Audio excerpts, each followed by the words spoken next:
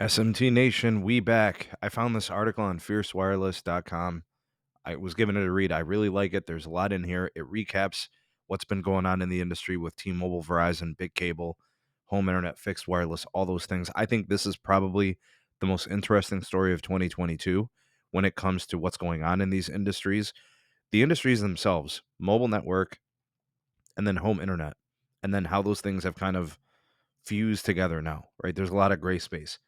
It's such an interesting development. And I kind of saw this coming last year. Obviously, 2 years ago, I was predicting that it was going to be like a battlegrounds for customers.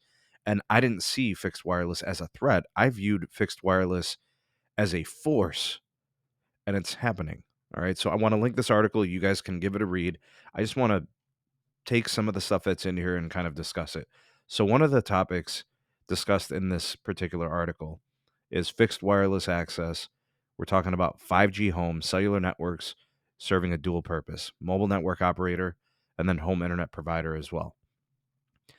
And you see what T-Mobile is doing and you see what Verizon is doing there, and they're finding a lot of success. T-Mobile is going to probably end up with at least 2.5 million subscribers on fixed wireless access, right? Their 5G home internet. They'll have that probably here at the end of this month, right? Before the new year. And Verizon's going to probably be 1.2, 1.3 million, I would say, right? They're killing it. They're finding incredible success. I knew it was coming. Some of you agreed with my take a number of years ago on this. Some people scoffed at it and said, no, it's cable. And well, here we are. Okay. And I'm not saying that cable's through. I'm saying that cable is feeling the pressure. And everybody said, oh, they don't care. And, they don't need to respond. And obviously they did. They started making commercials how cellular networks are slow during the day and they can't promise you speeds and all these things. Yeah, they feel it, right? They've been losing customers. The last quarter or two is the first time in a long time where cable didn't grow.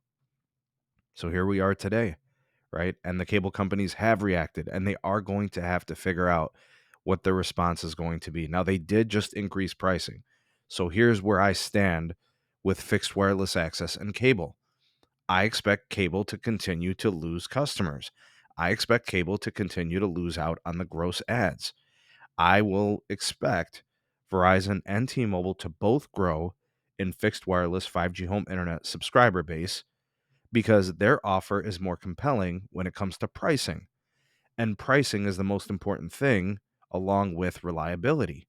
So if fixed wireless subscribers can get the reliability and they're paying a fair price and they're not getting jerked around by cable with explosive ballooning pricing, and the carriers are actually doing them a favor. Think about it. Like, you get Magenta MAX, you can get the T-Mobile home internet for $25. If you're a Verizon customer, now you can get the discounted by having whatever plan, not Welcome Unlimited or whatever.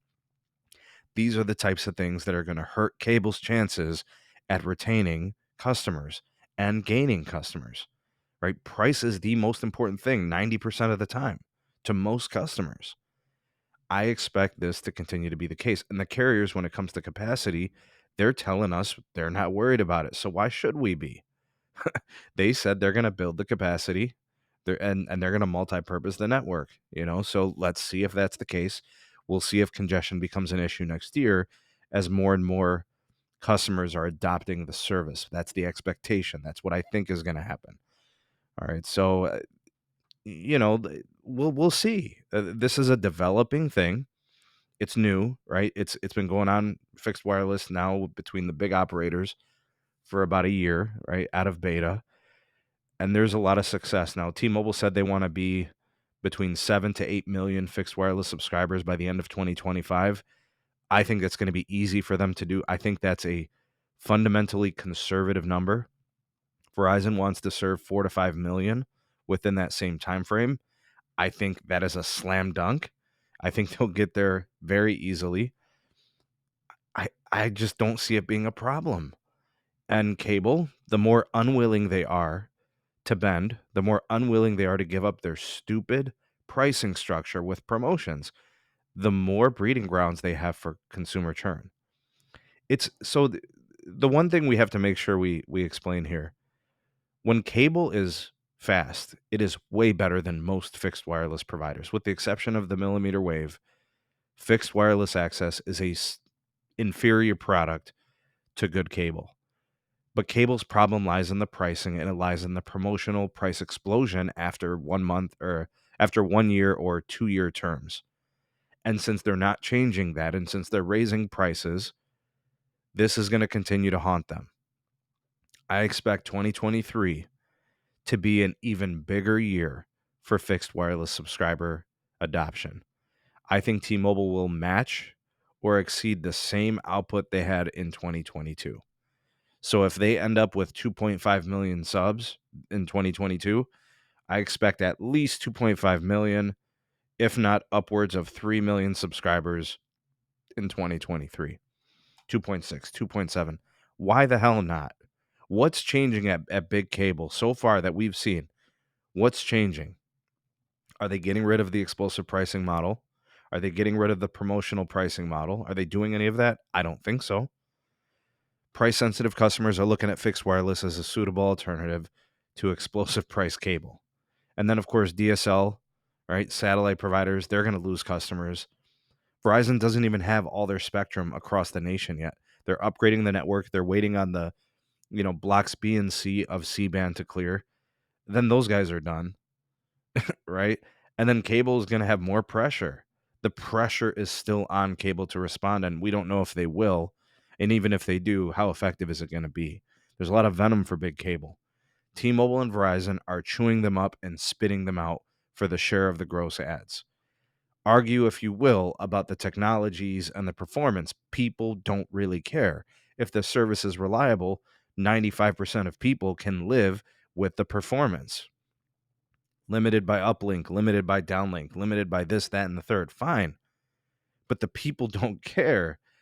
Most people just want a reliable home internet option to replace being treated like crap and having awful performance or customer care or explosive pricing.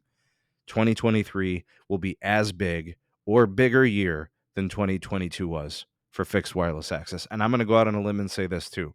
2024 will be just as big a year for Verizon as 2023 is, if not bigger, because they'll go national with their C-band.